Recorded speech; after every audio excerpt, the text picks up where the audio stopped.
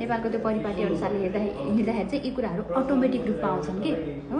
जस्तै यहाँ आइसकेपछि तपाईँ ल्याङ्ग्वेज स्कुलबाट ग्रेजुएट भइसकेपछि युनिभर्सिटीहरूमा तपाईँको लागि यो युनिभर्सिटी बेस्ट हुनसक्छ, यो युनिभर्सिटीमा जान यसरी तयारी गर्नुपर्छ भनेर मैले सिकाउँदै गर्दा कतिपयले के भन्नुहुन्छ थाहा छ, त्यो युनिभर्सिटीबाट यसले पैसा पाउँदै रहेछ त्यही भएर त्यहाँ जान मान्छे भन्नुहुन्छ कि त्यो एकदम निज घटिया सोच हो। त्यो सोच राख्ने होइन। मैले त के हेरेको थाहा छ, आजको तपाईँ जस्तो कलिलो युवक कलिलो बच्चालाई ब्रोड सपना देखाउन सिकाएको मात्रै हो।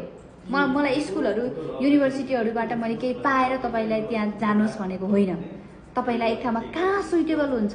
मैले 10 वर्ष जापानमा बिताउँदै गर्दा हो मैले भोगेका कुराहरू आफूले पढ्दै गर्दाखेरि, जस्तै मैले मास्टर डिग्री गर्दै गर्दाखेरि युनिभर्सिटी चुज गर्न नजानेको कारणले गर्दा केही बेफाइदाहरू मलाई भएका थिए भने युनिभर्सिटी चुज कसरी गर्ने भन्ने नलेज भएको भएर भोलि आउने तपाईँलाई सहज रूपमा जस्तो मैले गाइडेन्स गरिदिएँ भने तपाईँको त्यो जुन इफोर्ट हुन्छ नि त्यो इफोर्ट कम लगाए हुन्छ कि युनिभर्सिटी चुज गर्नको लागि कहाँ गएर के गर्दा ठिक हुन्छ भन्ने कुराहरू।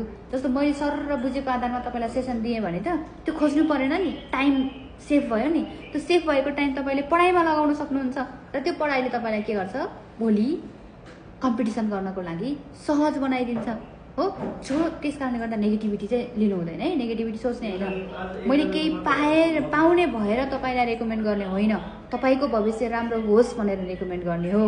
ओके, यो कुरामा क्लियर हुनु पर्यो है। ल अब हामीले यसलाई के गर्यौँ, ब्याचलर डिग्रीमा फ्लिप गर्यौँ है। ठिक छ।